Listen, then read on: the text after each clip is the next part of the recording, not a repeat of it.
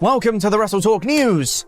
I'm Quinnell. It was Full Gear this past weekend, and it's Survivor Series this weekend. Wrestling never stops, does it? The main event of Full Gear in particular had a lot of eyes on it, with it splitting opinion on whether it was good or bad, overbooked or not, successful or a waste of time. MJF's injury angle of being taken out until the main event raised eyebrows with some sections of AEW fans, but as it turns out, there was a shoot injury in amongst all of the work injury angle stuff too. According to Wrestle Purists, MJF actually dislocated his hip during the match with Jay White, with the elbow drop to the floor being pointed to the incident responsible. Sean Ross Sapp also corroborated that he'd heard that MJF's hip had been hurt in the match. The commentary table collapsed as White was laid upon it, but MJF did the elbow drop anyway, straight down to the floor. MJF's hip reportedly had to be popped back in following the match, but that's not all, as MJF also reportedly banged up his shoulder in the match too, with the top rope Uranagi being the move that reportedly caused it. But good news for MJF fans, as he's reportedly not set to miss any TV time, but is expected to be in a non-wrestling role while he heals up in the lead to World's End in Long Island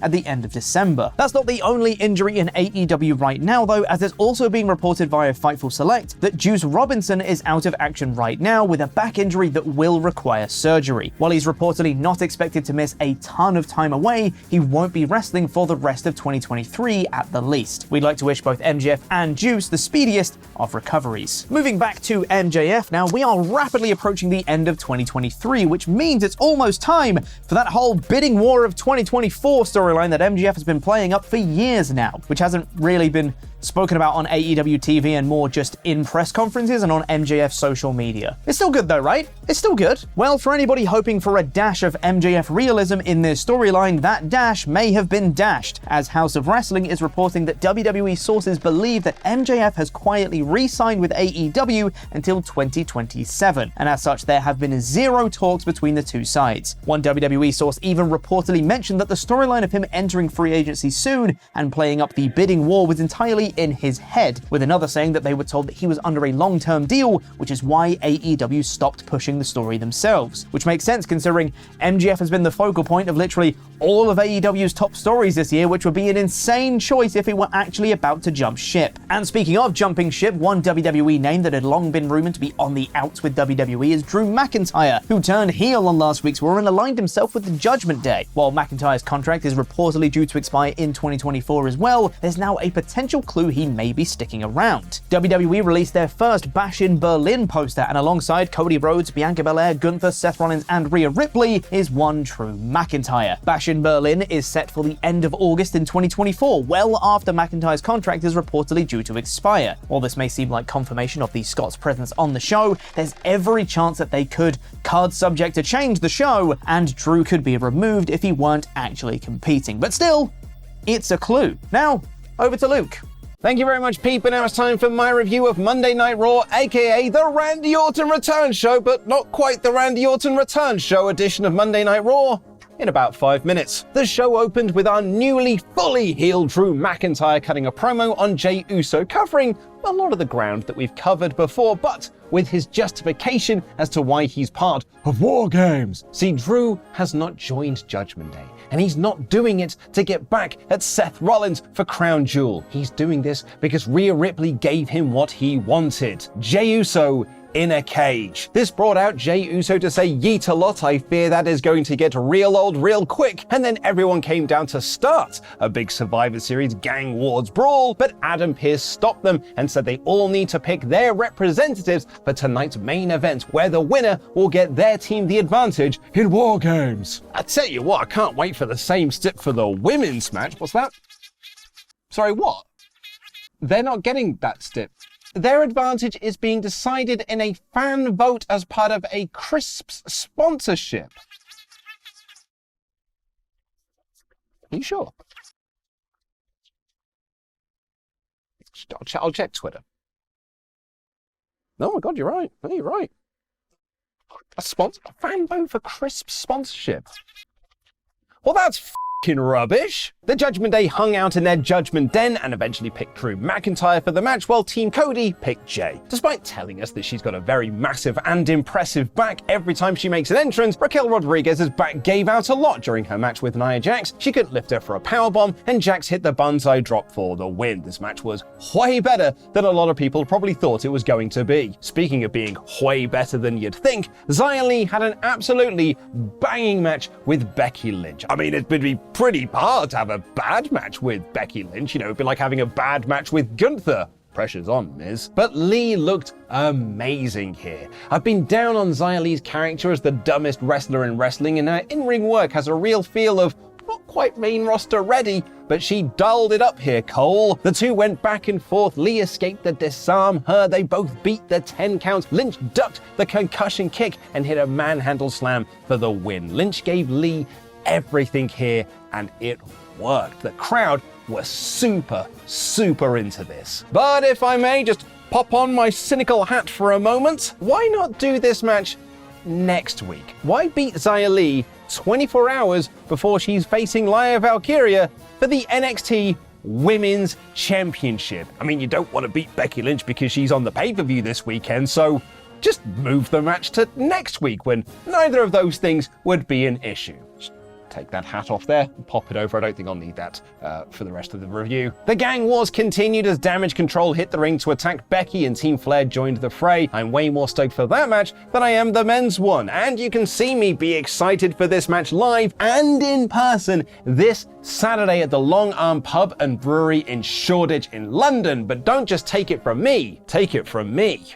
Do you have plans to watch Survivor Series? Well, why not come and watch WWE Survivor Series live and in person with the WrestleTalk team, with over 100 other wrestling fans, along with a live version of our Parts of Unknown board game series, No Holds Barred, at the Long Arm Pub and Brewery in London. Not only will we be watching Survivor Series together, but we'll be doing our live reactions to the show from the pub, which means you will have the chance to be on camera and part of the WrestleTalk live experience. This is the best way to watch wrestling pay-per-views, and tickets are available right now. Get your tickets today, and we'll see you there to be part of moments like this. No, it's Kyrie! It's Kyrie Sane! It's Kyrie! Oh my God! Kyrie Sane is back! It's Kyrie! It's Kyrie Sane! Tickets are available in the link in the video description down below, so get yours today, and we'll see you this Saturday/Sunday. We're doing a lock-in at a pub, and we'll also be doing our live reactions to the show live from the building here on the WrestleTalk News channel. We got a video promo for Zoe Stark, who also cut a promo on Rhea in the Judgment Den, and then Johnny Gargano beat Ludwig Kaiser when Giovanni Vinci, who'd been told backstage by Kaiser to not come out, caused a distraction. I'm glad that Gargan got a win, and to hear the crowd actually be behind him for a change, but I am running tired of this distraction/interference formula in this DIY/Imperium feud. Gunther shouted at Kaiser backstage and put Vinci in charge and stopped trying to break this team up. There was a chart posted by Brandon Thurston on Twitter a few weeks ago that highlighted how Raw and SmackDown actually have the same amount of women's matches on their shows as AEW's Collision and Dynamite, which is hugely surprising, as well, the AEW women's division is quite the afterthought on Dynamite and Collision. And it's almost as if Triple H saw that chart and, unlike Tony Khan, realized that it sucks and he wanted to make a change for the better. Of the first 4 matches on this show, three of them were based around the women's division. The third of those 3 matches being a fatal 4-way between the Party Girls, Maxine and Ivy Nile, Tegan Nox and Natalya, and the way for the #1 contendership to the women's tag titles. The match was a bit sloppy in places, but overall good fun, with Maxine and Nile being the true standouts. Tegan rolled up Maxine to get the win. She and Natalya have negative chemistry. Chelsea Green and Piper Niven were also very entertaining on commentary, with Green pulling out the old Chris Jericho gag of calling the lead announcer by the wrong name. Canadians stick together. Adam Pearce announced the same match but for the lads, as all the tag divisions stood in a row. And then we got The Miz's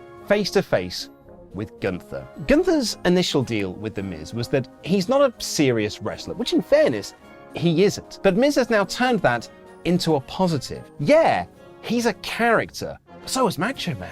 So was Mr. Perfect. So was Shawn Michaels. And he idolized them. And they were all IC champs, which is why he respects that title. Like the Constructicons once told Soundwave, Miz thinks Gunther is an uncharismatic bore. Gunther shut Miz down by telling him he's nothing but a weirdo fan who thinks he can be a wrestler when he isn't. He does not belong in this ring. He belongs behind the guardrail with the other weirdo fans. That right there is my champion. He kept talking about how The Miz, who he kept calling Mike in a brilliant little detail, was bullied as a child for idolizing those wrestlers and then was bullied by those legends that he idolized. So maybe he just needs to be bullied more. He pie-faced Miz and he booted him down, but Mike kicked him low and hit a skull-crushing finale to stand tall. This was a fantastic segment. Shinsuke Nakamura beat Chad Gable in the I'm Not Facing CM Punk at Survivor Series match, and Ivar and Bronson Reed set up a match for next week. And the main event saw Drew McIntyre beat Jey Uso with relative ease to get the baddies the advantage in War Games. The usual brawl followed, and Cody announced that their fifth member is someone he has a legacy with. He's an apex predator. He hears voices in his head, and he's not here tonight. Yeah, this was a bit of a letdown, but you can see why WWE did it. Twitter has itself in a frenzy that CM Punk is at Survivor Series, so WWE had to announce that Randy Orton was at Survivor Series, but Randy Orton wasn't there. They didn't even say his name, just letting the crowd to chant for him, and Cody being like, yep, that's the guy. This had a real Kota Ibushi in Blood and Guts reveal vibe, but it wasn't enough to sour the episode, which was a great edition of Raw and a go-home show that actually, for a change, felt like a go-home show. It is 4 out of 5. And the second semi-final for Fantasy Booking Warfare saw Tempest and Laurie book the end of Asuka's streak. So find out who will join Oliver Davis in the finals of Fantasy Booking Warfare this weekend. Click the video on screen right now.